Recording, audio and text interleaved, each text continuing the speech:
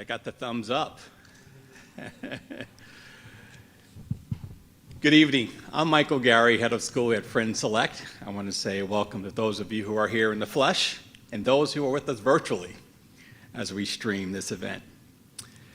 I would like to welcome you all to the first in our Transformation Talks series, examining what it means to be a school that is in the city and of the city. Tonight is an exciting opportunity to bring in the voices of folks who have some connection to our school, but more importantly, are able to illuminate the ways the individuals learn in very different spaces around our city. In doing so, it's a chance for us as a school community to think about the symbolic relationship between Friends Select and the city that it has called home for hundreds of years. As many of you know, Friends Select is in the midst of a major transformation campaign that is changing both the physical look of our school as well as what the school is able to offer its students. The physical design of educational spaces will be the focus of our conversation tonight. And we're excited to explore what all of us can do, both here at Friends Select and throughout the city, to make sure that the spaces where we learn are equitable and accessible. With that, I am honored to introduce to you our panelists this evening. James Bradberry is an award-winning architect whose firm is responsible for the recent redesign of our Parkway building, as well as the renovations of our new STEAM building at 1520 Race Street. Helen, in addition to being a city council member at large and one of our city's fiercest advocates for quality education, is also a former Friends Select parent. Nasheli Ortiz González is the executive director of Puertorriqueño, a community-based cultural organization that has been a wonderful longtime partner of Friends Select. Students go to Tyre for learning opportunities that they could not get in the classroom. And Kelly Richards is president and director of the Free Library of Philadelphia, which we're proud to call our neighbor and partner on the Parkway, and whose many branches citywide form a learning network that reaches every corner of Philadelphia. Please join me in welcoming our fierce, esteemed panelists.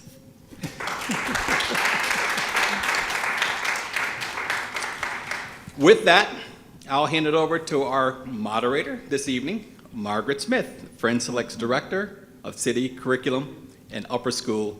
Well, was going to have an upper school student, but just Margaret Smith tonight. I'll give you Margaret Smith. Thank you, Michael. And yes, as Michael alluded to, we did have an upper school student, Noah Hall-King, who was planning to be my co-moderator tonight, but unfortunately he is not feeling well. But we thank him for all the prep work that he did, and I'll be asking some of his questions this evening. Thank you to our audience members, both here and at home, those who are streaming. I do have some direct questions for all of you to get it going, but hopefully we can make this as conversational as possible, so feel free to respond to each other's comments as you feel appropriate. Helen, I'd like to start with you. In your statement on the selection of Tony Watlington as the next Philadelphia School District Superintendent, you commented that the mission of the school district is far greater than any one superintendent. In the spirit of bringing more hands to the task, how can public and private institutions work together to help create equitable learning opportunities for all Philadelphians? Thank you so much, and good evening to the entire Friends Select community. It's wonderful to be here, and it's an honor. So, I think that there's no question that there are a couple of areas where education is effectively an ecosystem. A great educational city is an ecosystem. It's a matter of many different types of educational opportunities, all the way from the earliest years of a child's, cognitive abilities, all the way through college and beyond. And so that's partly why I said that it's far more than just one public school superintendent to create an equitable and quality, healthy ecosystem for all children. But I don't think there's any question that here in this state, one of the most important issues that we face is the dramatic underfunding of public education. That is something that has been well recognized. There's a formal constitutional lawsuit that's going on currently. But we don't actually need a judge and a jury and a trial and a verdict to be able to force some change in that area. I think that this is an area that all of us as actors can really have a fundamental role to play. The second area, I think, is really on recognizing that that birth through, mini adulthood is part of all of our responsibilities, and that, those formative years of pre-K before anyone actually makes their way into a formal classroom, Head Start, early childhood, is critically important to the health and well-being of all children. And this is another area where I think Pennsylvania really doesn't do as much as it should. There are a lot of states in this country that invest heavily in early childhood, in prenatal care, in support for new parents and mothers. And I think that that is also another area where if we truly care about a child when they walk through the schoolhouse doors, we'll care about every moment that they took a breath before they ever walked in through those doors. And that is a deeply collective responsibility. In a city where 37% of our children are born into poverty, that is a staggering figure. Many of us talk casually about poverty in the city, and maybe there is some world in which people are able to live with the fact that we're the poorest large city in America because we can move away from whatever that is. But when 37% of your children live in poverty, there is no escape. There's no long-term future for a city. And indeed, I think for many of us, because we care about children, because we're invested in their education and their well-being, because we believe in whole, healthy individuals, not just little academic notches, we actually need to be in a collective enterprise on supporting young people and their families from the moment they take their first breath to the time that they leave wonderful institutions like this or any other place and school building in the city. I love that you brought attention to the full age spectrum of educational resources, which might be a nice way to bring in the free library, because the free library is providing educational resources for all age Philadelphia citizens.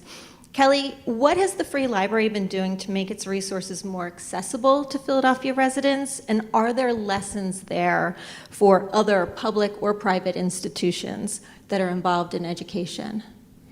Absolutely. First, I just want to thank Friends Select and Michael Gary for inviting me to this great event. So I really appreciate this opportunity to talk about the free library and how we are participating in this great mosaic of education for Philadelphia.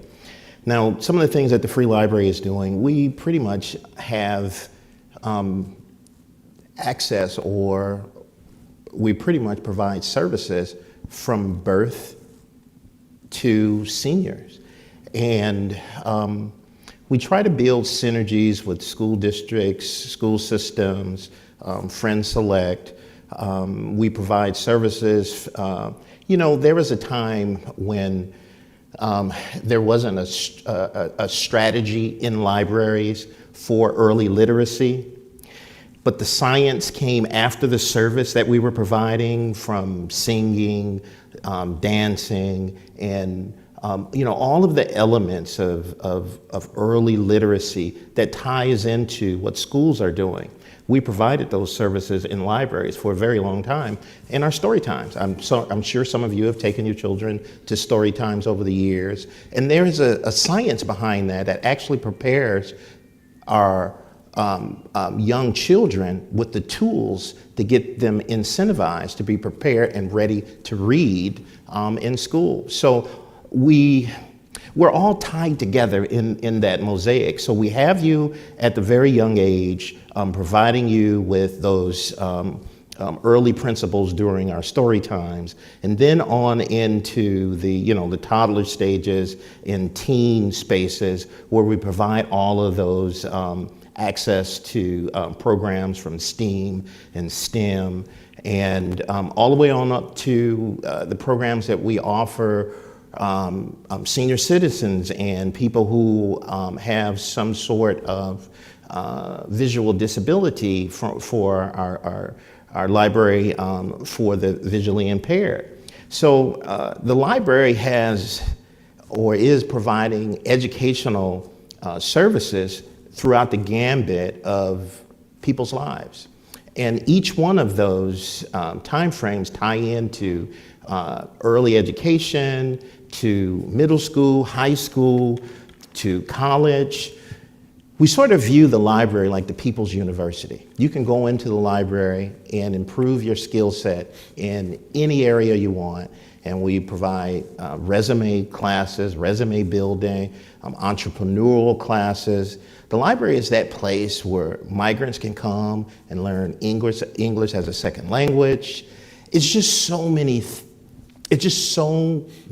ways that your local public library, as is situated in all of the communities in Philadelphia, it's just so many things, it's just so many ways that we can provide building the quality of life for those communities and for the citizens of Philadelphia. So we tie in so many different ways in the community. You know, hopefully that answered your question. It's just so many things that we're capable of doing, and so many things we do, from offering our digital programs, offering our digital resources, where you can go on and use programs to help you, do a resume, testing for a career, a job, and all of those services are free. Mm-hmm. Thank you.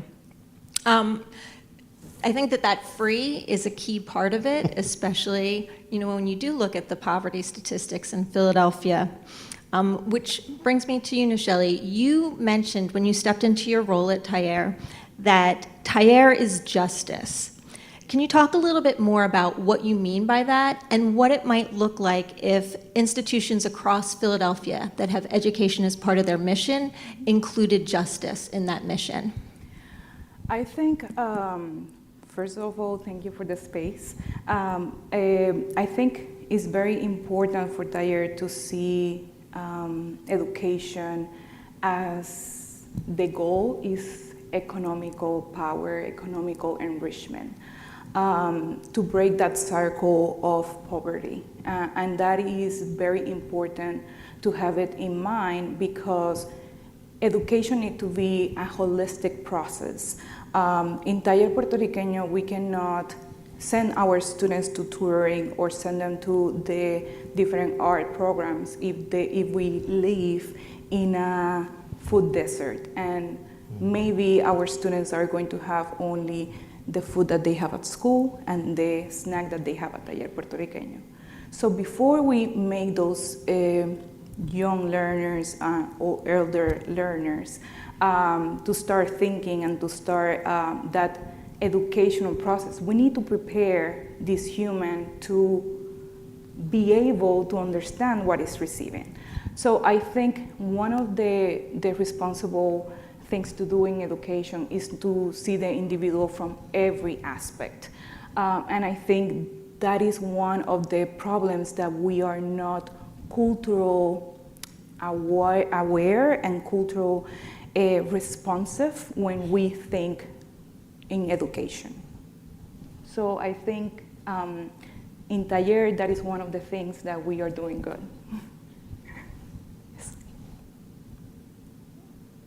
Feel free to jump in.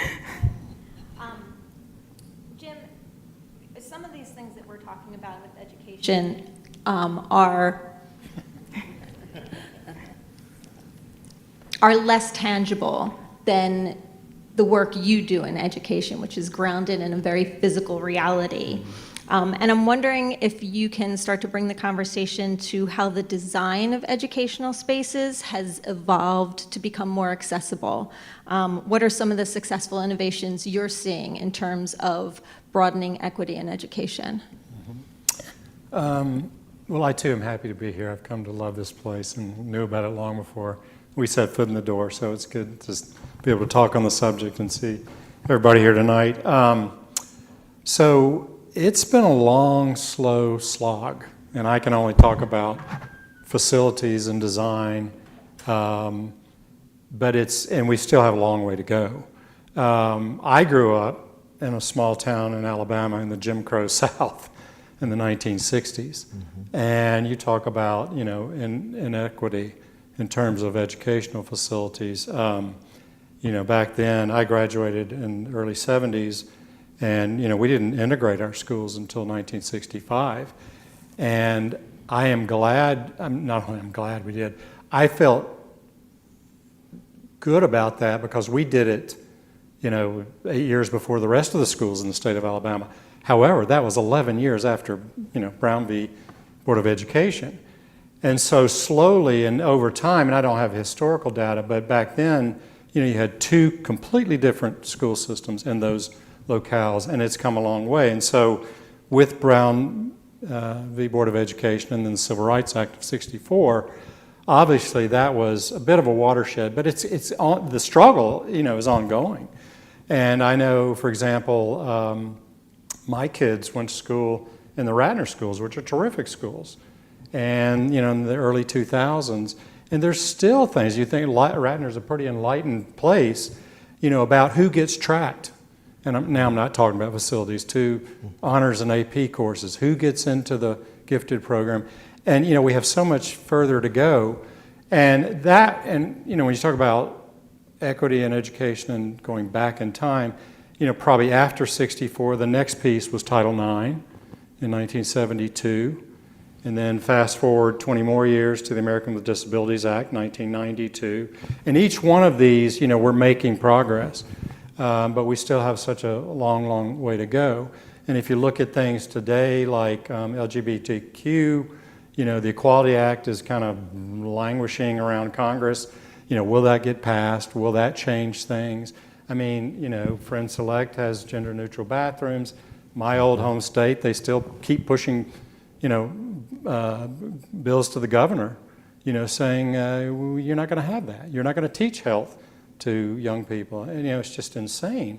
So that's all the kind of the slow and the negative. The good side is if you look at some of the trends in education, I kind of think of it a little bit of, it's like it should have always been, going back 2,000 years, the Roman architect Vitruvius said architecture is about firmness, commodity, and delight. And firmness was structure, delight was that it looks good, and commodity was that it functioned well. And that, I think, the aegis of equality and accessibility would fall into that camp.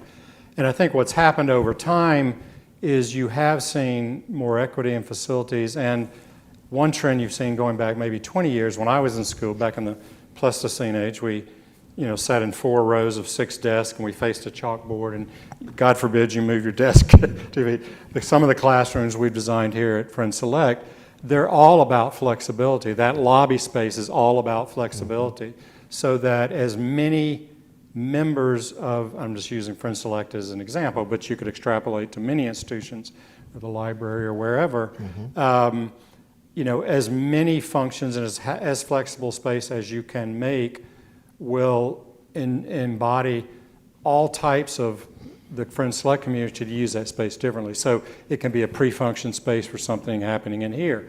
It can be a lecture could happen out there. You could send 4 kids out there and they could sit and do a project or whatever. You don't have to be in the classroom. Lift different learning styles nowadays when we design classrooms. You need stimulating parts of a classroom. You need quiet parts of a classroom. We've done work for schools with learning different student populations. And as much as I love this lobby and it's, I can look into the classrooms and it's warm and it's very non-institutional feeling, I can't do that lobby in a classroom for the Woodland Schools or for Benchmark, because there would be kids in that class that would have a hard time. And so, it's juggling all those things simultaneously and trying to find the sweet spot between all the different needs and wants and functions that need to be accommodated. And that's not always easy because, what would work for one may not work for the other. But I think it's kind of like, back when Black Lives Matter came, first, and you would see people online say, all lives matter. We're not saying all lives don't matter. We're just saying Black lives matter too. Right. And I think from the design standpoint, as many constituents, as many learning styles, as many age groups throughout a school, accessibility issues and ADA, if you can accommodate as many of those as possible in one space, you're not guaranteed, but you're going to go much further toward accommodating all those differences. And so that's, kind of where I would land on that.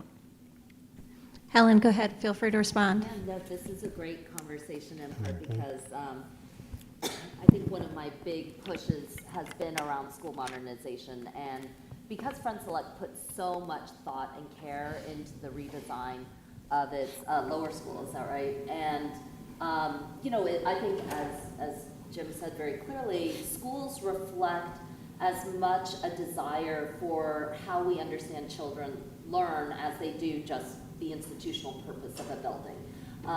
And in a school system like ours, where the average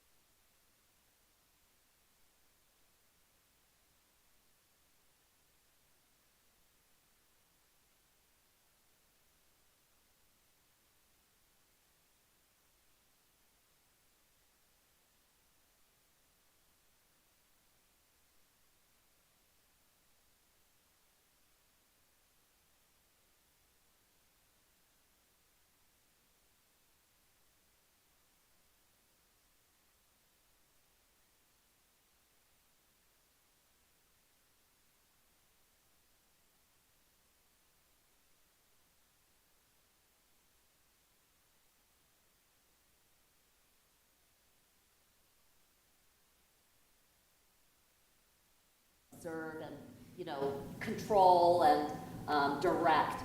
And one of the things that I think that this community can do is make the case that the educational structure of a building is as emblematic of a society's desires for that children's excellence, creativity, opportunity, brilliance, as anything else, and that becomes very apparent when we walk through these decrepit buildings. We've closed down 12 public schools in the last 2 years because of either lead, asbestos, and mold contamination. One school opened without any working bathrooms and had to be shut down. Others had ceilings cave in. So this to me is not something most people feel daunted, I think, by, and I'm sure the Friends Select community, this is something very similar. When you think first about the reorienting of school, how much it's going to cost, it feels overwhelming. How could we afford anything like this? Who's going to pick up the mission? No one's going to usher it through in an appropriate amount of time period. But when you pull back and you say, what is the mission of this school? What is the learning environment we want? What is the joy that a child and a parent gets as soon as they walk in and says, this is a school that's going to reflect the best needs of my child? Then all those questions become kind of secondary. They're the how, not the why. Mm-hmm. The why is that first part. And in Philadelphia, we miss the why. We don't have the why should we modernize our public schools? Why should we deeply invest in any of them? And we're focused in on, largely on the what. What is it going to take? How much is it going to cost? And that kind of thing. So I'll figure it out at some point. There we go. And so, my hope is that that this community can actually become a really powerful voice. And the architectural community, I think, can become an important voice for the health and well-being of young people's environment. And by the way, your building, your joyful spaces benefit the entire area. Whether or not your child goes to Friends Select, a beautiful school is a beautiful school. Happy children playing on a playground that looks like it's suited for them, rather than where I was 2 weeks ago, where a child had just broken their arm because like there are concrete blocks and divots in a playground that's just entirely concrete over like 2 square blocks. You know, like that is like a reorienting. And if some of the most, if the people in the city who are so deeply invested in their children's education are saying that this, you know, schools like this, schools built for children in the modern era, and not in, you know, 1940, 1920 with some of our schools, is where we need our children to be if they're going to have any chance of growing into the modern global world that we're in. Then yes, let's invest in school modernization. Let's talk about what it would take, because it's not, don't get consumed with how much money it takes. We've got to understand why we would do anything like this in order to say, this is worth it. It's worth it to see the possibilities that come out of young people. The last thing I'll say just really quickly is that, you know, for school modernization is that I'm on a mission to grow our city. I'm on a mission to grow our city. You know, we are, what, 1.6 million? I'm really annoyed that we came in 6th to Phoenix, which definitely doesn't count because they are 3 times our square mileage and just barely, maybe 100,000 more of population. So I'm definitely on a mission to eclipse Phoenix. Sorry to all the Arizona folks out there. But, you know, we're on a mission to grow this city, and one of the surest ways to grow it is through a new modern school. A school building is a promise. Friends Select understands that. I think we internally understand that, and we just have to commit to it. Yeah, I want to, I think, is this? Yours is pretty good. Yeah, it was working a second ago. Can you hear me? All right, good. I just want to address, you know, what's happening in libraries when it comes down to their remodeling, or even new buildings, and how it deals with the equity issue. Now we are fortunate, you know, we're getting some of the city's rebuild money to remodel some of the libraries here in Philadelphia, and those resources are going toward. As you know, education is not quiet. It's not quiet. It's a little noise to it. And libraries, you know, the traditional. You know that. I thought you knew that. Yes, absolutely. So, you know, and libraries are the same way. You know, the tradition or the stereotype of the bun and quiet and shh, you know, that is not the way libraries are today. I don't even think it was that way when I was young. But you know, one of the things that are taking place, especially here in Philadelphia with the rebuild money, how we're remodeling some of our libraries, we're remodeling them in a way so that because some of the buildings are, you know, were built like in the 1800s, so we're remodeling the inside of them. So we're putting furniture in there where things can move, you know, bookshelves that are on wheels.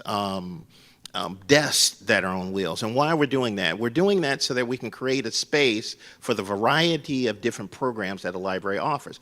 Libraries are not just books.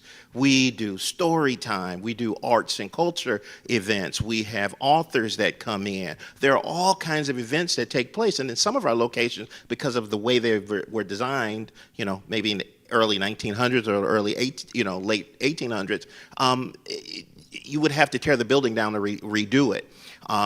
So we are redesigning them so that you can move things around and provide those other educational opportunities for our patrons.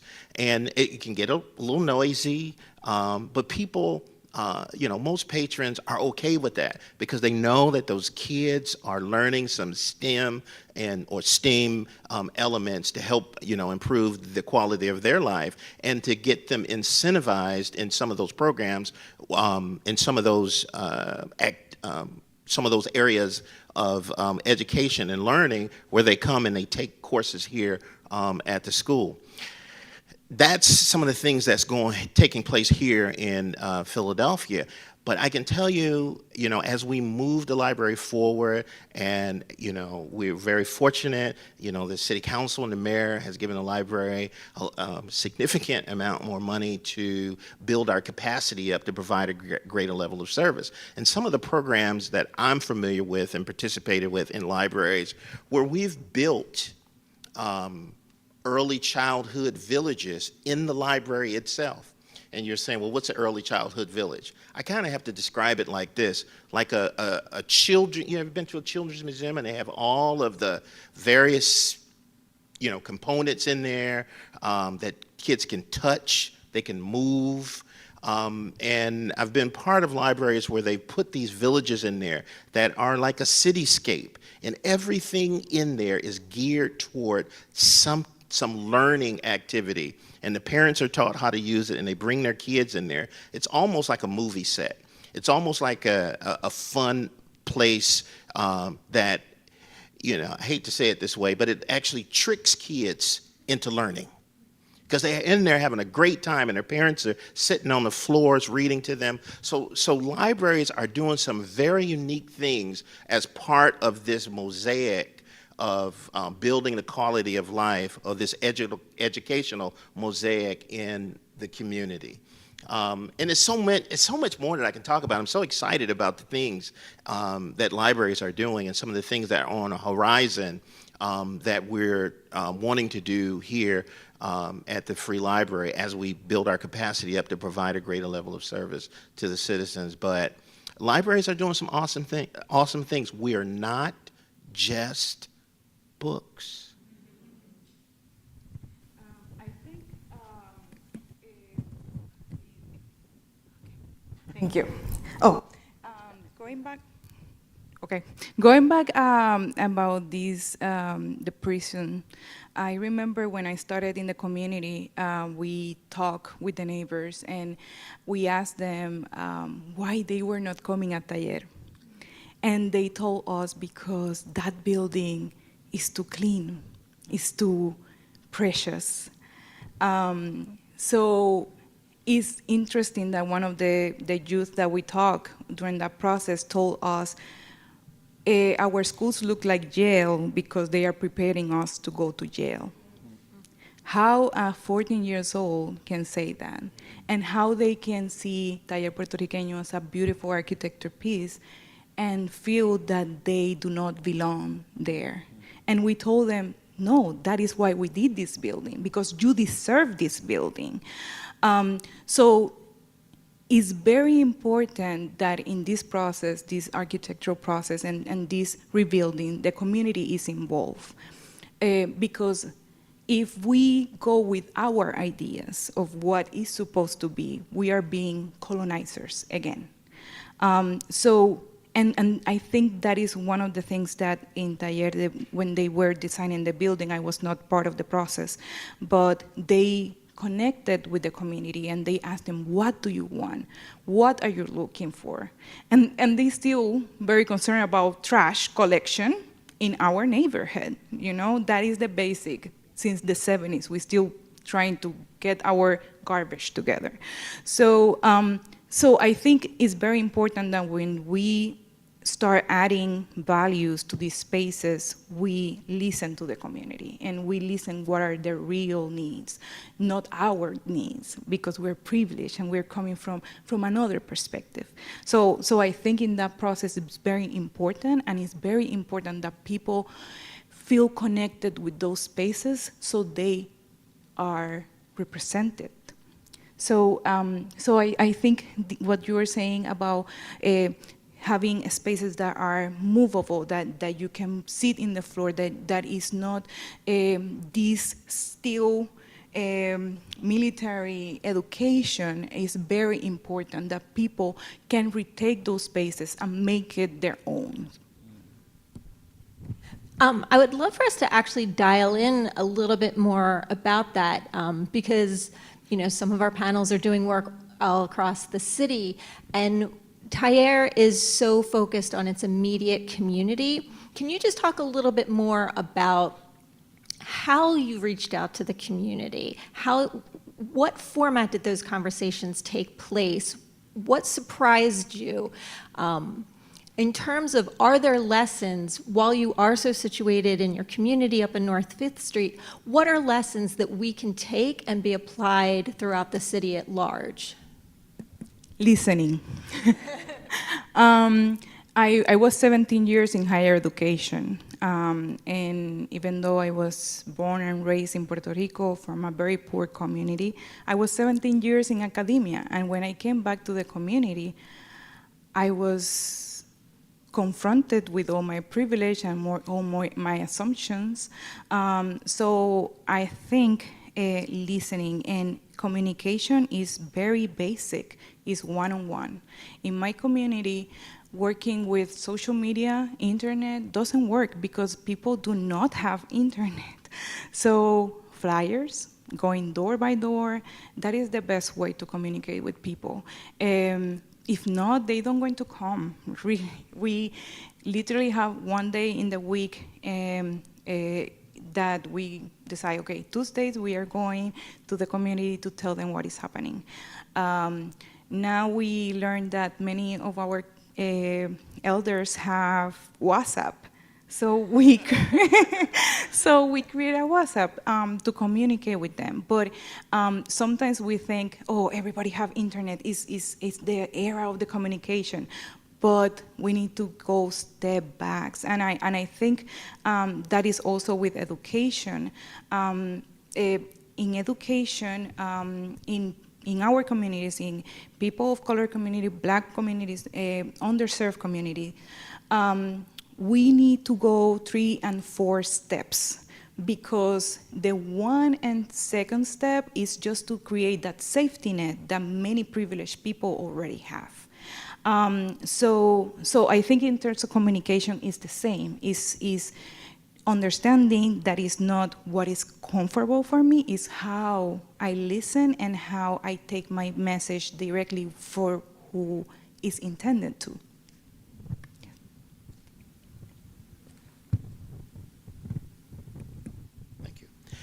That listening is an important part of of what libraries have to provide. We have to know what needs each one of our communities have. We're in 54 locations all throughout Philadelphia, and each one of those communities are different, and the needs in each community is different. So and fortunately, we've got friends groups. People who live in the community represent, not every location though, but people who live in those communities. So we're listening to them, we're talking to them, and we're finding out what those needs are. Because we may offer one program in one library that's not important for another. Now we do offer some things that just sort of show people a different side. But when it comes down to, listening, we really got to pay attention. And I wanted to say another thing about equity and what libraries do. We've got the biggest footprint in the city in regards to our computer access. We've got computer labs. We've got multiple computers, probably the minimum of 4 public computers, and upwards of over 20 in all of our locations or more throughout Philadelphia, where people can come in and access. And one of the things we did too during this COVID period that we went through was we lent out over almost 12,000 hotspots in laptops that had not Wi-Fi, but they could connect directly to the internet, those computers. And those were long-term loans. It was when you finished it, you could bring it back. So it really wasn't a time frame on it. And that was to accommodate the issues in our community where people do not have access. You cannot do your homework, and a lot, and schools are transitioning to doing, providing educational, their education on the computers. And, people were trying to file for unemployment. You can't do that on your phone. Okay, yeah, you got access to internet, but you got it on your phone. It doesn't work, it's not efficient. So we came together, we had some federal dollars too, and we got those laptops and those hotspots and got them out to the public. And it's a service that I think we're getting ready to lend out another 1,500 of them. I know it's not a large number for a large city like this, but it's going to help somebody. It's going to help some people. And those are the kinds of things that libraries do. We're just not about books. On that topic of listening, Jim, you in your work have to listen to a lot of different constituents about what they want, what they're envisioning. What can you share about the listening practice when building an educational experience? So earlier we were talking about facilities, and Kelly was talking about, movable furniture, all the kind of bricks and mortar stuff. But it does occur to me that not only, can you create equitable and accessible learning spaces in the physical environment, but how you actually make them is hugely important. And it's interesting, we have done tons of work for the Quakers over the years. We've probably worked for 24 Quaker institutions, mostly schools, but we also built and designed the Chestnut Hill Friends Meeting. We've worked for 2 other meetings and so forth and so on. And anybody who knows anything about Quakers is they talk and they discuss, and it's all by consensus. And I remember the first, God, it must have been early 90s, first, I think it was Buckingham Friends School, the first one we ever went to. And we were doing a master plan for the campus, and I went in and we were going to present to the business meeting, which in a monthly meeting happens once a month, and you discuss things like the power bill and all this other stuff. And I was going to present the master plan, and before me, they were going to get new cushions for the benches, the pews. And they talked about it for about an hour and a half. And I remember thinking, what have I gotten myself into?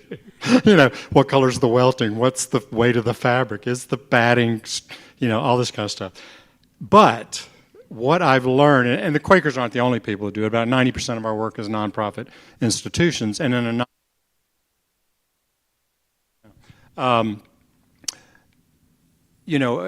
and something like the Philadelphia schools as well, everybody's rowing in the same direction. It's not about I'm designing a law firm in some big tower. I hope that I'm not disparaging the lawyers, who gets the corner office and, the $200,000 rug or whatever. And that discourse is so important, especially when you're spending thousands or millions of dollars on facilities, because you have to get it right. And if you don't get it right, you don't get many redos. And that's terribly important. And so also thinking about inclusivity, the broader your constituent group, most of our projects have a building committee of some sorts. If it's a school, it would often be administration, faculty representation, sometimes students, parent, the board, the parents, et cetera. And the more voices you can get to buy into that, because there's things we can never imagine, in design of something. Like right now, we're talking to the Woodland School again out in Devon about a literacy center. We've never designed a literacy center. We've done libraries, we've done school libraries, we've done all these different things. But I always tell clients, it doesn't matter if I've done 20 schools or 50 schools or 1 school. If I don't listen to the institution and try to make the design that is ultimately a manifestation of the history, the culture, the ethos, the pedagogy in the case of a school, the site, the budget, and if all of those things are not wrapped up into the balls that you're juggling as you're doing it and don't get taken into account with, it's going to be a failure. And so that's hugely important in the design of buildings. I want to sort of circle back to something that you said, Helen, about education in Philadelphia being our collective responsibility and care for our citizens, before they walk in the school door, for the full family, the full day, being everyone's responsibility. I do know, Kelly, that advocacy and partnerships has been an interest of yours going all the way back to your days at the Carnegie Library. And I'm wondering if you can talk about opportunities you see in Philadelphia for partnerships for education, for advocacy for education, and just getting all of the, we're neighbors on the Parkway. Mm-hmm. We have a lot of neighbors on this Parkway that have education as part of their mission. what opportunities are there for us to partner together and advocate in a unified way for equitable education for all Philadelphians? That's a good question. There are so many things where we can work together on to build some synergies so that we can provide the best service possible to improve people's quality of life. I'm going to say one that is so simple. You're probably going to be surprised why we don't do it now. But one of the things that libraries do, and it's sweeping the country, is we partner with schools for the school ID, to make it one ID that has access to the library and access to whatever school services. And that sounds so simple, but it's really profound, because once a child gets a library card or a school ID, they have both. And it's just a matter of cooperating and working together. Now, that's a simple thing, but it really means a lot, because you don't have to go out of your way to go to the library to get a library card, because you got it already when you got your school ID. So now you can go to any library in the city. That's just one simple thing. But the other is, partnering with not only schools, but partnering with other nonprofits who may be providing some kind of service. For example, like libraries. We deal with a lot of trauma. Not only trauma of staff having to work in communities that have some sort of crisis going on, whatever that may be. And we can partner with a nonprofit or some sort of social service agency to provide some service out of that location, because we're positioned, and I'm really proud of this, but the Free Library is positioned all across the city. And we're in places that are enviable to other nonprofits, social service agencies, or even just other departments of the city, where we can work together with them to provide some of those kinds of services out of our location. There are other ways that, we can come together and partner too. You know what areas that are of interest. Maybe it's a certain time of year, but the teachers are focused on a specific area of the curriculum. If the libraries knew that, we may be able to provide some programming materials in that, whatever that area may be. So we're positioned in the way to add value to what you're already doing. The problem is communication. We got to talk more, plan more together, be in the same room, and have these kind of high-level discussions.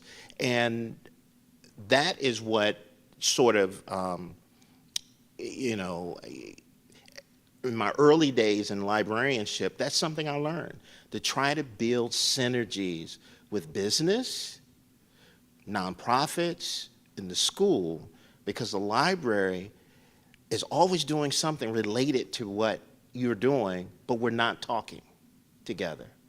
I hope that helps you, because there's so many ways that we can partner and develop those synergies. Can I go? Yeah, sure. Thank you. I think in the nonprofits, we are always looking for new revenues of money, and that creates fractures in that connection of how we are going to work with who we work. And I think creating bridges so we can communicate in between without feeling that, this person is going to take my donor. Because we have those fears, and it's a reality. So I think creating bridges in which we can collaborate, and that we can understand, again, that this is a holistic a way of working, that we are supplementing many things that the government is not providing. So we need to provide it, and think how many nonprofits or how many programs a poor person need to go out of poverty since they are in that belly until they are 24 years old. I don't think that 21, you're ready, 24 years old. How many people need to support that process? And I think that is very important to create those connections and those conversations, these conversations and those bridges. So thank you for bringing that, because I think that is one of the hardest things that I have discovered since I entered on nonprofit. Helen, what are you seeing in the city that is working? And how can we take those lessons of success and spread the word so that we have nonprofits, private institutions, public institutions actually coming into these conversations that you're talking about to share success, to learn from it, and to see how we can replicate it?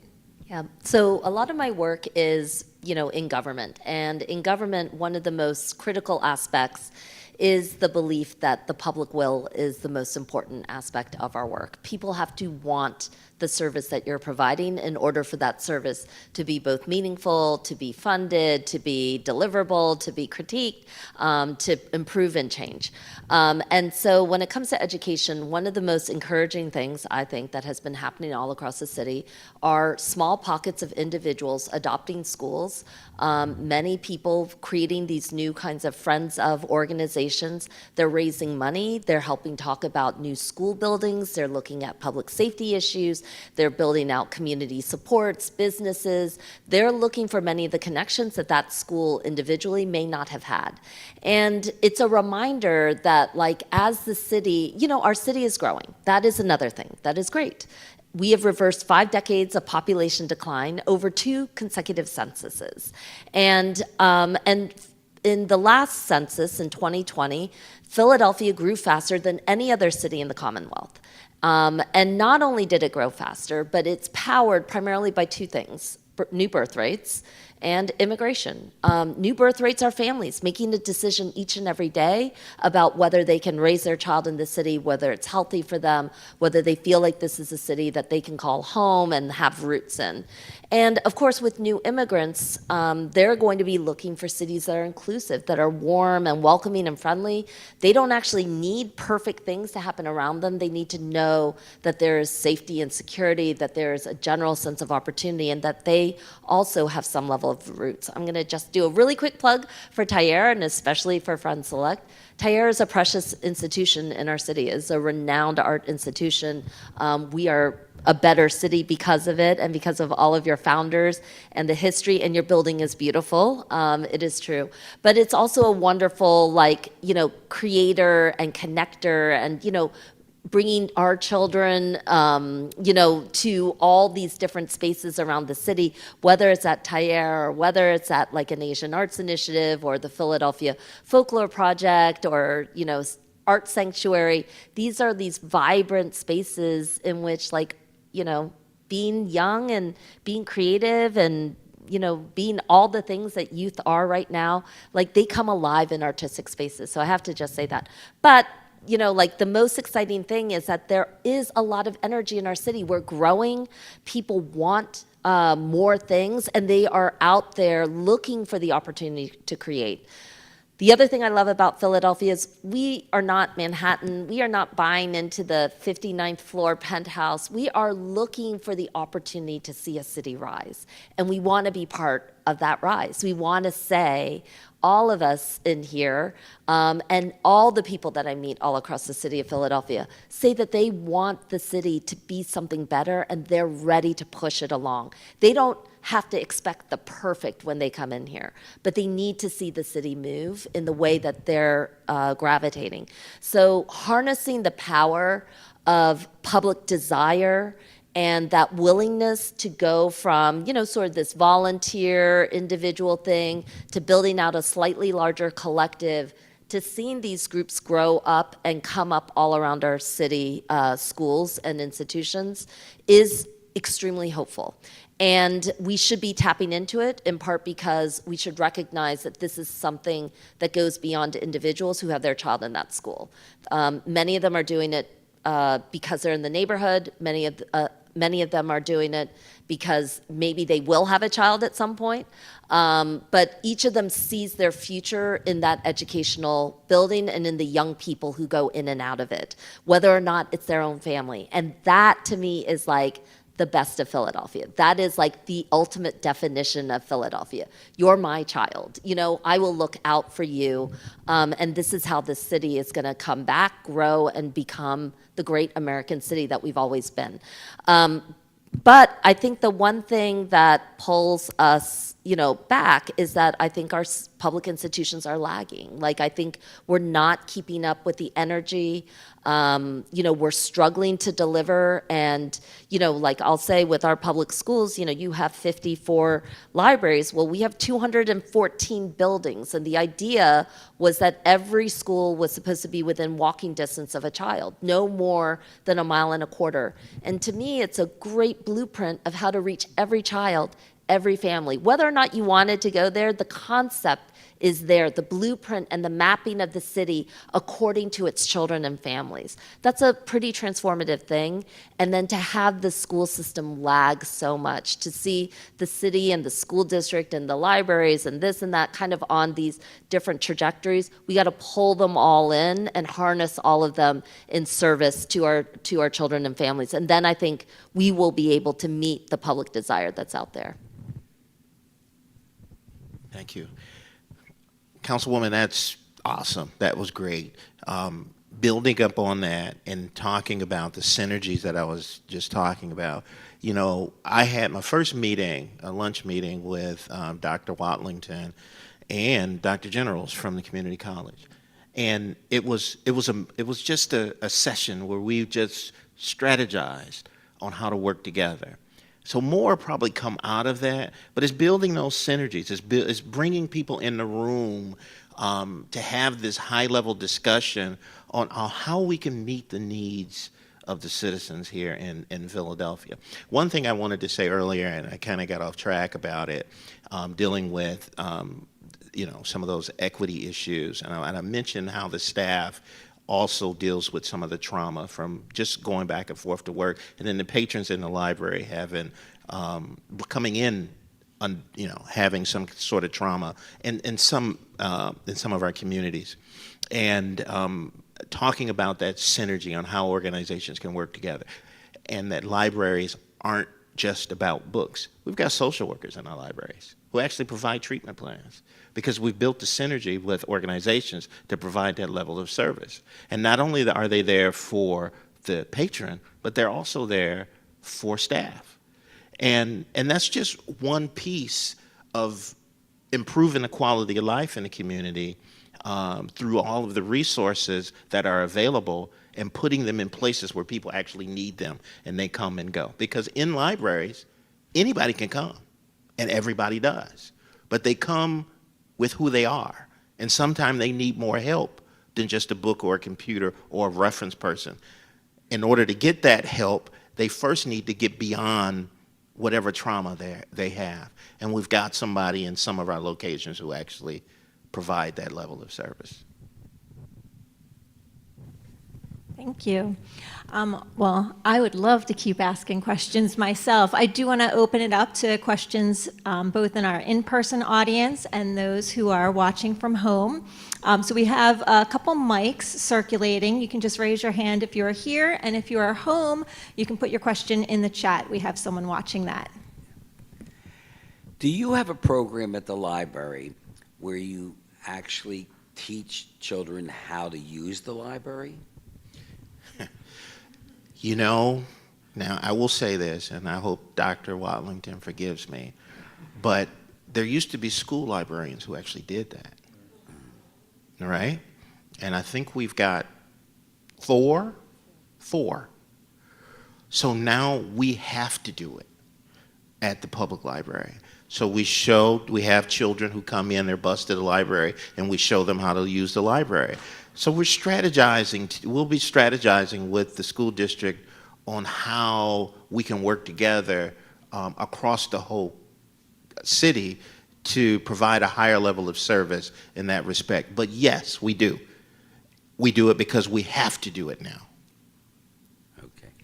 And if I may, one more. Can I So- just jump in for one quick second? Because I do want to say that the librarians, our students go to use the central branch, and they do take every opportunity they have to make sure that the students who are visiting, for whatever reason they are visiting, because there's art exhibits, there's speakers who come in, they do take every opportunity to make sure that the students do know how to use the library.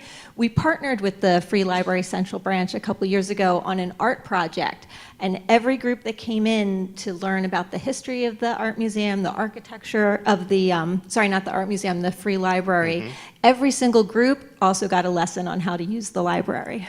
And you're okay by saying art because we do have art at the library too. We're not just about books. Yeah. So, Helen, excuse me, Councilwoman. Tonight has really been something where I've really learned a lot, and I'm so thrilled I came. And there are solutions, it seems. Unfortunately, and I've been in the city for 40 years, and it's still, how do we get this done economically? How are we going to get rid of these buildings that are like not inhabitable? So again, it comes down to an economic issue, and that's very upsetting to me. If living in the city as long as I have, I don't know how we're going to get by that. Yeah.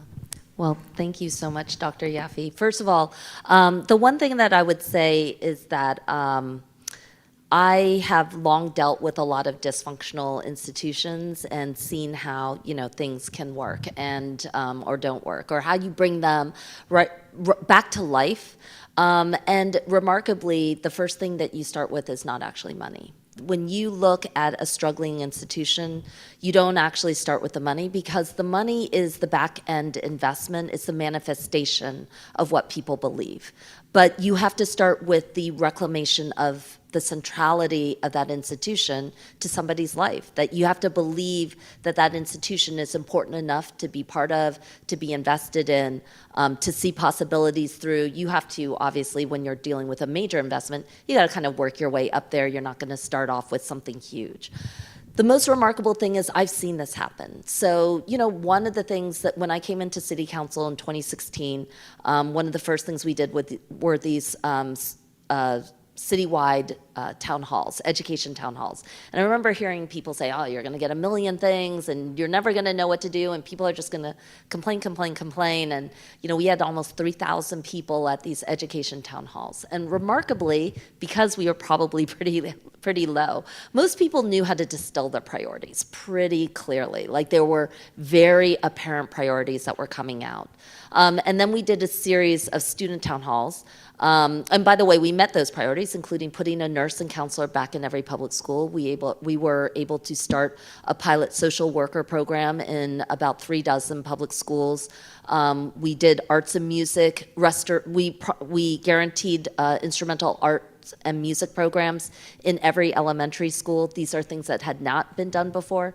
But I will also say that one of the most profound things were students who said, we don't have clean water. And I'm like, what do you mean you don't have clean water?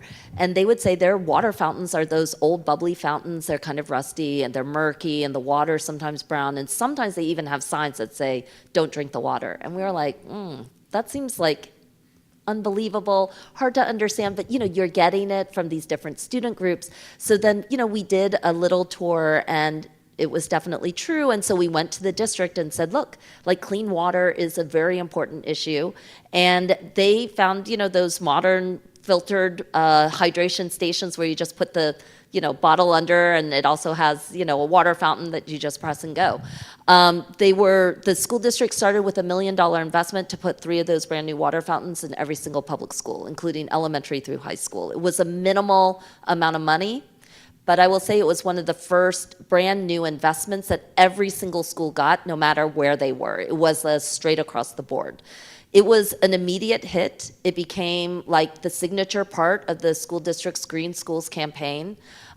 We moved on, and now every water fountain is being replaced with those modern hydration stations. But the more important thing is It was the first big investment that the school district had made around major new school improvements for every single school, not just for a few schools, not for this and that here, but like what could be done in every single school on a starting level. And then, you know, we ended up doing lead, asbestos, and mold remediation. That kicked off a $100 million investment from the University of Pennsylvania to remediate around lead, asbestos, and mold. I think that there are, and we probably missed school infrastructure being part of the Biden infrastructure plan by this much. Like, I think if we had done a concerted effort, truly statewide, nationally around school infrastructure, it would have made its way in. We just needed more momentum, more clarity, and more proof that this was truly one of the most galvanizing public jobs efforts, public works efforts, educational efforts that we could conceive of. But I still believe we've got billions of dollars in Harrisburg through the American Rescue Plan money. We are not necessarily short on money I want to say this carefully, we are short on money overall, but there is an ability to do some kind of major investments, and I definitely think that with the amount of development that's happening all across the city, and I've had many conversations with groups of developers, you can build all the housing you want. You can build all the housing you want. But if you are building, you know, single family or 2-bedroom, 3-bedroom homes, you're counting on that family staying here for longer than 5 to 7 years. And if you are counting on that family staying here for longer than 5 to 7 years, every single new development should be a concurrent investment in that neighborhood public school, because that will guarantee the stability of your development. It will guarantee the expansion of that development. We have seen it happen around a Penn Alexander, a Chester Arthur, a Fannie Mae Coppin. All these things are associated with new developments, growth, and opportunity. So my long story is that I don't start with the money. I believe ultimately that this country, which can fund billions of dollars for war and billions of dollars for, you know, all sorts of different things, will invest in the things that if you believe that it keeps America safe, that it invests in our citizenry, and that's the truest like American economic security initiative that we've got, then we can find a way to make that start. And once it starts, I don't think that there'll be a stop. I think everybody wants to get on board with the new school building, just the way that, you know, this building seemed impossible on that first day. It had to have been. The amount of like need, the money, like the time commitment, who's gonna sign up to like see this through, who's gonna chair this building committee, who would ever chair a building committee at this level, right? It must have seemed impossible until you pulled away from all of that and like recentered in this is one of the most important institutions in our city, and the people who love it and know it are the first people who are going to invest, and then everybody else is going to come through. I think we can do that still with our public institutions. I've seen it happen all the time. I see money coming in. I see new investments starting. It's not impossible, and in fact, it's very likely, but it does take a tremendous amount of work, vision, and focus, and a conviction, as you know, Principal Gary, of a conviction that cannot be denied.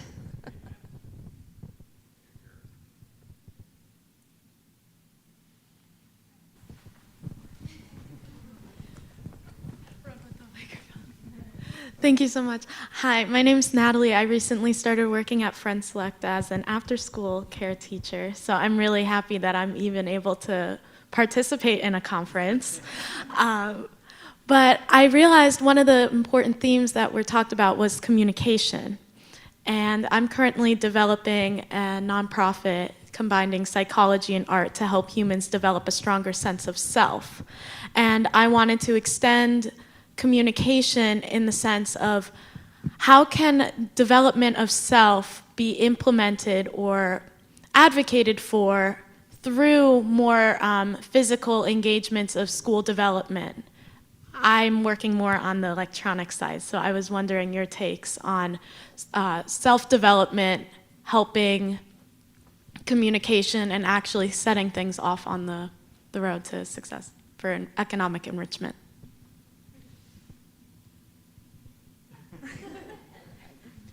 But do you want to go first?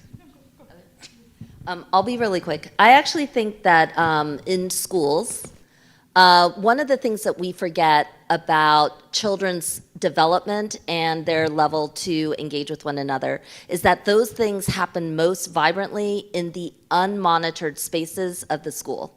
What happens within the classroom is heavily monitored, heavily engaged, supervised, directed. It has standards and rules and all that stuff.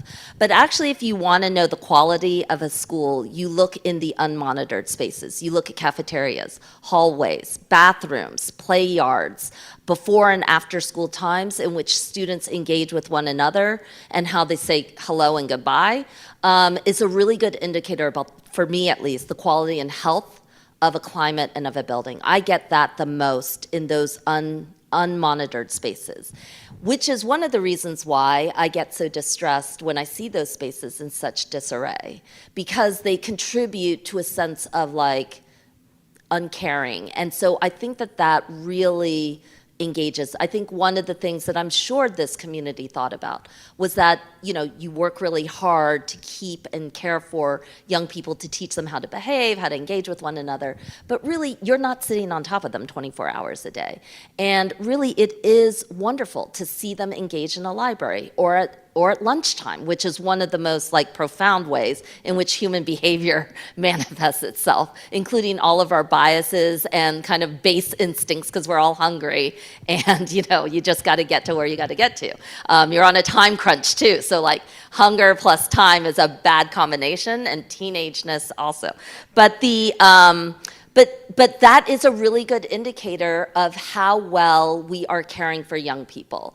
And so when I go in, I would encourage, and your program too, after school programs, you'll probably see a lot of kids melt down because they are so controlled in other spaces, and they're less controlled potentially in yours, which can be a headache, I'm sure, but it's also a real part of a young person and their ability to manage stress or melting down or finding a safe space or something like that, finding an adult who's not their teacher, Mr., Mrs., in charge, whomever that may be. Actually, they're looking for peer-to-peer, they're looking for a mentor, they're looking for a guide. That's a very different environment and also really critical to a child's development. Finding of self and learning who you are and trying to find your place in the world. I hope I'm following what you're saying. Now, a library is an interesting spot for that.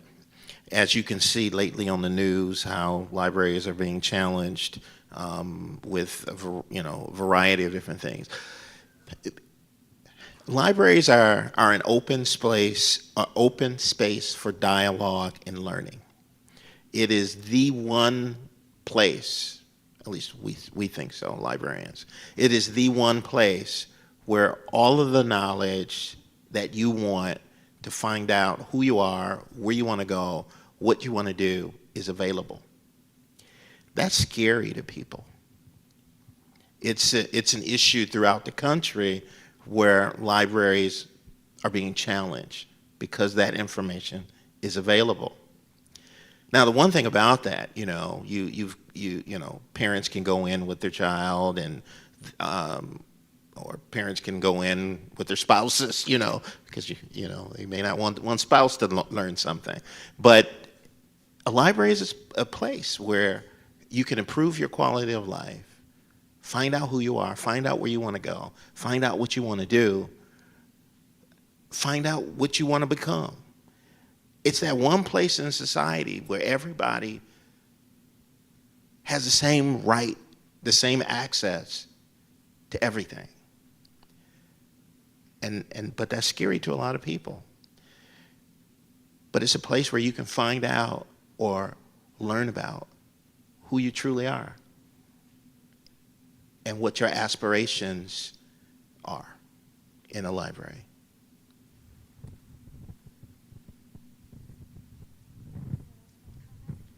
Real quick, no, okay. I would jump into that too. When you said, Helen, the unmonitored spaces, which can be well, put it this way. I always tell people that, to me, one squintillionth of a child's education or any of our educations actually happens in the structured classroom.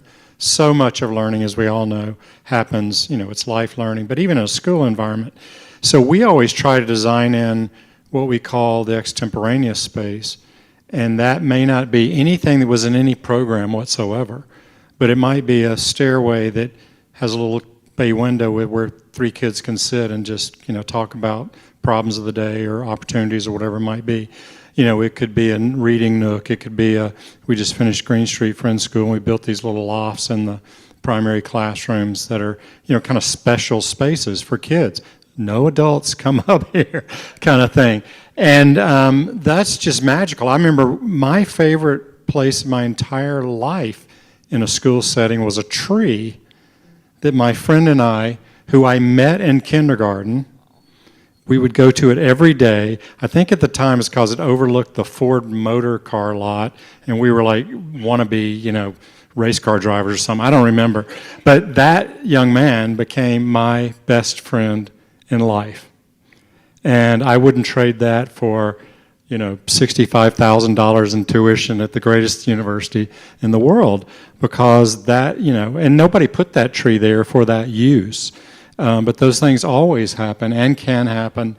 And it also, back to what we're talking about, diversity in the classroom and learning styles and all those things, there are people who are going to learn best sitting right in front of a smartboard and taking copious notes, and then they're going to go back home and they're going to study for 2 hours. I had one of those kids. But my middle kid never did anything. And she was incredibly smart. And she goofed off, and she never did her homework and all this. Now, thankfully, most of us kind of find our own level, and she certainly did. But you can't sometimes anticipate that. And even back to flexibility in the classroom, because, you talk about STEAM and STEM, over at Ray Street or at the library and things like that. 15 years ago, there were no STEAM labs in schools. Now, you could go back 50 years, and there were wood shops, and there were, but, what things have changed over time and will change further in the future that we can't even see here today and anticipate. So that's an important piece, too. I think we have time for one more. Hi, so my name's David Marshall. I'm a history teacher here, and I think there may be some of my students streaming in, so thanks for joining. I'm curious, sort of building off of James' comments, as a history teacher, I think a lot about time and space, and I'm curious for other folks thinking back to your own personal histories, was there a time or space or both in your younger years, maybe K-12, that got you thinking about accessible, equitable learning areas?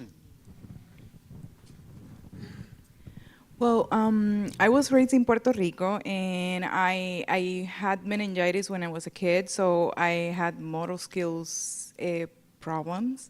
And I need to say that I went to a cultural center in Puerto Rico, and they gave me therapy to develop my motor skills.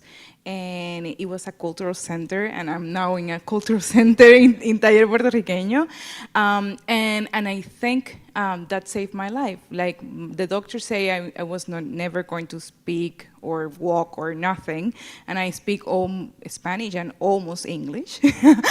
So I think I think in my case, I had that space to learn, to grow, and to regain those skills. And I remember that it was a very accessible space, not only financially, it was a free space, but also the space was created for all able bodies in all their expressions.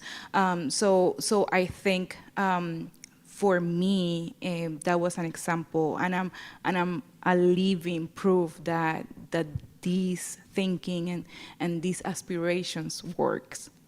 I liked your tree story. Mine didn't come about when I was a child, toddler. I think my eyes open to equity and like education happened in my first career. I used to be a police officer. I was a police officer in Flint, and then I was a state police officer. I was a police officer, city police officer in Flint, Michigan, and then I was a state police officer in Las Vegas. And it just became I loved what I was doing. It was great, but I was always stopping people from something or helping people in the middle of a crisis. And my focus in my life was to help communities. I wanted to go in some field to make communities better, improve the quality of life for people. And it's an honorable career. It's a great place for people to be. But I wanted to do something before people got in trouble or either after they got out of trouble. And I saw a lot. And I wanted to change. I wanted to be part of the change in society from a diversity perspective. You get, as an African American male, you get tired of arresting people that look just like you. And so I wanted to help them not go down that road where they have to deal with law enforcement, or help them after they dealt with law enforcement improve their life and their children's lives through education. So I grew up the daughter of immigrants, and my parents didn't really have that much when I was growing up. So I think that for me, so much of my younger life, though I probably didn't appreciate it until I left Ohio, was built around these very public spaces. Like when I didn't have books in English at home, I went to my public library and I would stay there like hours and hours on end, just like wandering through and finding whatever I could find. When I didn't have, a diverse set of friends, I found them at my park, recreation center. I learned to play tennis, learned how to swim, joined a track team, did all these things that I don't think my parents didn't really have the ability, or they were just working all the time. So this is where I really felt like this was a society that surrounded me. And of course I went to a really great public school. Like I had a school that had almost everything that could be imaginable in it, even if I didn't myself feel like I fit in or anything like that. But conceptually, I knew that all these opportunities were around. And I think one of the things that it made me realize was that individual circumstances may be what they are, and we all hope that they're temporary, that there's an opportunity for people to see circumstances change. But that is most likely to happen when your public institutions give you everything that your society can give to you. And I think one of the things is that if your public institutions are impoverishing you, then that's when poverty becomes something so much deeper than any individual. This is far beyond anyone's individual circumstances, when actually your institutions themselves impoverish. If your library is not likely to be open, if your public school is in disarray, if your park is not safe or clean, these things become part of an impoverishment. And part of what I want this city to realize is that there is a vast difference between experiencing poverty and being yourself impoverished. And I need this city to stop the impoverishment of its people. And that means taking those public spaces and letting people know that they are like a way of a society reminding itself there is investment, there is opportunity, and we are pouring all of our efforts into this to reach everybody that we can. real quick, because I'm cognizant of time too. I didn't have really maybe the tree, but I'm not sure that was about equity and inclusion. But anecdotally, from my professional life, I had a couple of eureka moments that just kind of got to go backwards in time, forward in time. In 1981, my former practice, before I had my practice, we renovated the Student Union at University of Pennsylvania. If people know that, that's Houston Hall. And in 1981, you walked into Houston Hall, and there were buffalo hanging on the wall, and antelopes, and thick brown leather covered club chairs, and you could probably smell the pipe smoke from 1925. I mean, it basically looked like a men's club on Hyde Park in London or something. And I remember at the time, that before the renovation, we didn't do that. So, and they late to the party, but they realized we can't, this isn't going to fly. And at the time, I don't think I really quite got it. I was a very young architect. And then later in the mid-1990s, my firm got to work on the design of the Frisk Campus Center at Princeton University. So Princeton was the last of the Ivies to allow women to matriculate.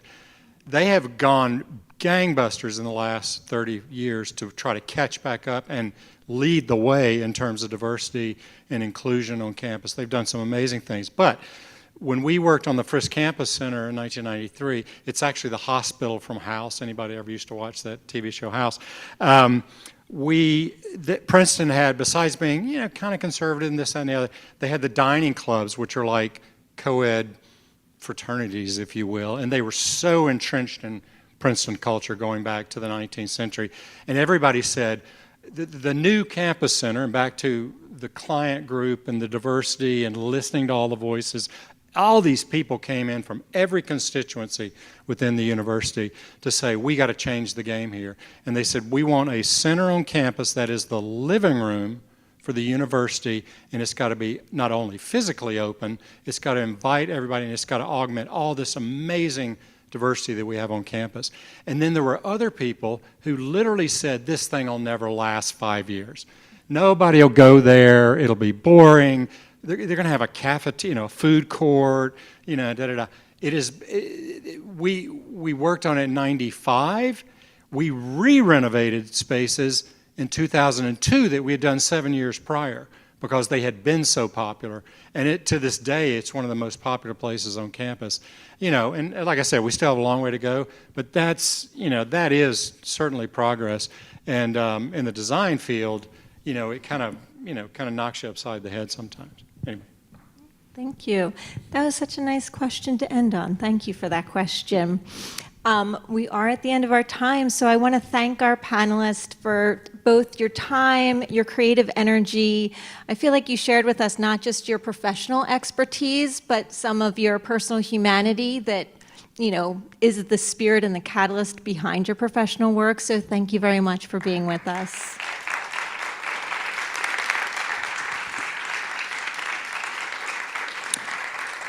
I also want to quickly thank everyone on the Friends Select team who worked behind the scenes to make this night happen. I want to give a little special shout out in our tech booth to May Colgan. May is one of our seniors here at Friends Select, and she helps keep the lights on and the sound going in our theater. Thanks, May. As Michael mentioned, this is the first of several transformation talks. The topic of our next transformation talk is on urban sustainability, so I hope that you will keep posted for details. Thank you.